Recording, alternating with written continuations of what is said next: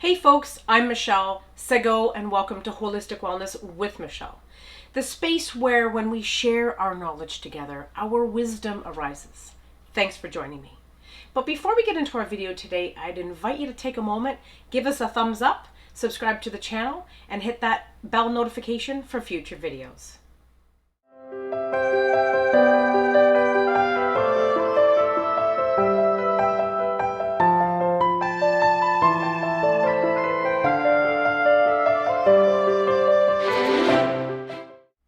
Today's video was inspired by a couple comments between two of my friends, Michelle and Dawn.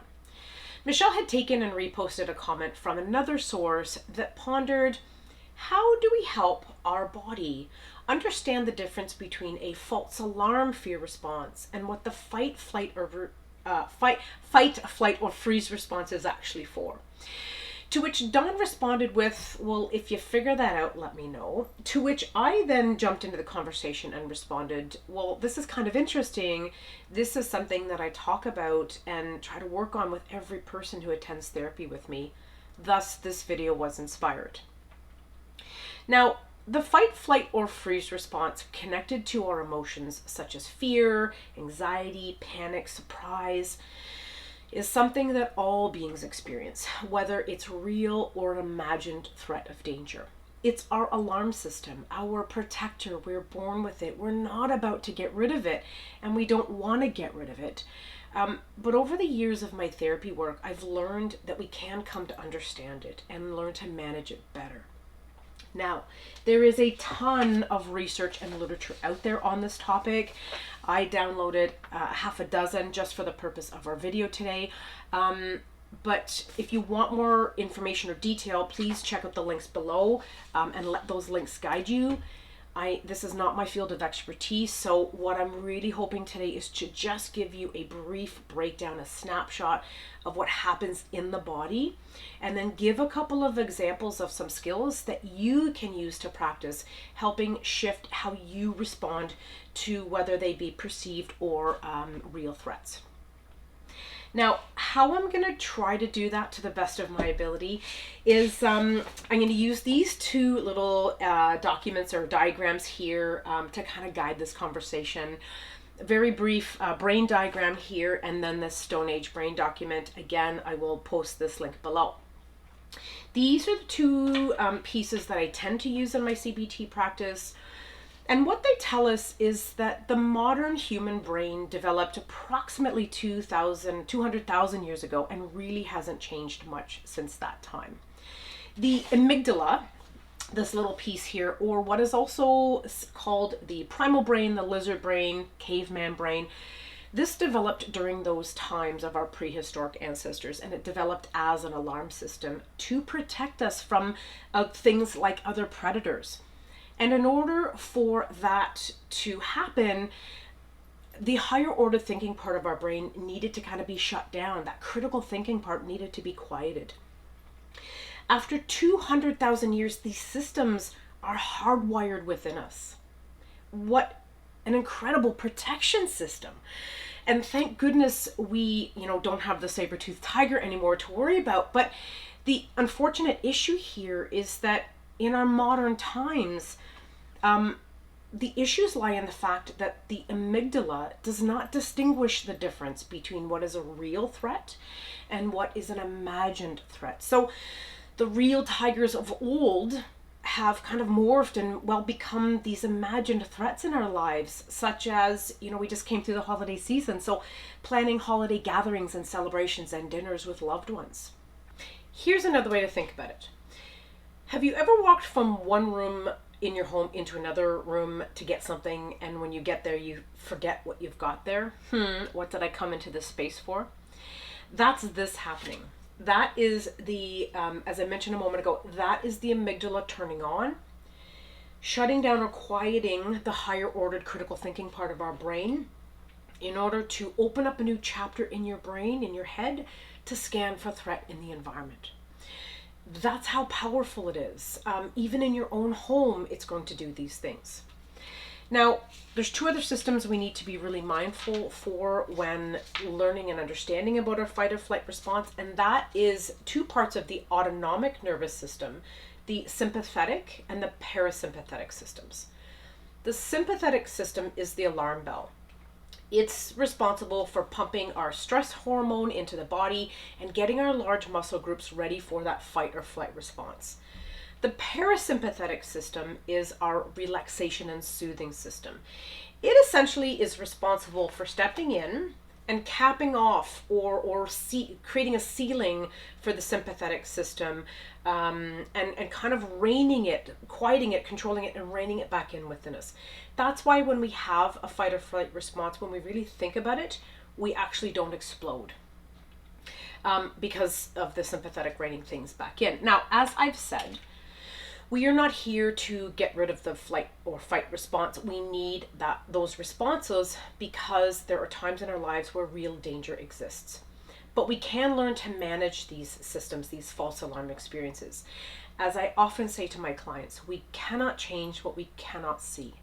So the first real step is education, to develop an understanding of what is actually going on inside the body and the mind, to understand the mechanics. And also, as part of that, realizing that 8 to 9 times out of 10, our fear response is actually a false alarm. Now, we can, with that understanding, that knowledge, we can then start to develop interruption and grounding skills to combat the automatic reactions we have. As we engage in relaxation and mindfulness and awareness skills, we are then essentially partnering with our sympathetic system and giving it a helping hand, and quieting down the sympathetic and the amygdala systems. Through skills use, we are purposefully and deliberately paying attention in the moment.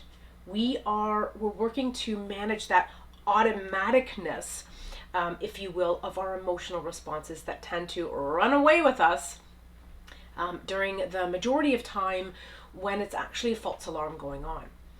Now, some skills, examples that I use in my everyday practice are the stop sign skill. I did a video on stop sign skill several videos ago. I will post the link into this video. If you haven't watched it, please go and check that out one next. The first step of stop sign is a key step in managing the power of the amygdala, and that is stop, think, and breathe, or stop, breathe, and think, depending on which one rolls best out for you. That's part of the practice. Now, again, what stop signs does is it interrupts the process of the amygdala turning on and the chapter opening up. The second skill is progressive muscle relaxation. If you've never done it before, Anxiety Canada has a great rollout of that. I will post that below as well. Essentially, PMR is a great skill that gets us to focus on breath and focuses on flexing and relaxing each muscle group. This is a great exercise to use once we've interrupted the amygdala. It's also a great exercise to use after to continue partnering with the parasympathetic and quieting things down. A third skill example that I'll use with my clients is anchoring in the present. Now, oftentimes in false alarm experiences, it's not just the false alarm in the immediate moment we're dealing with. Oftentimes when we really stop and break it down and look at history, our alarm bells are sometimes connected to things that have happened in the past or things that are going to potentially we're predicting are going to happen in the future. So anchoring in the present skills stop and get us to look at, are we in the past, are we in the future, and where are we not, which is typically the present. So it's a great interruption skill to kind of pull us back to this present moment.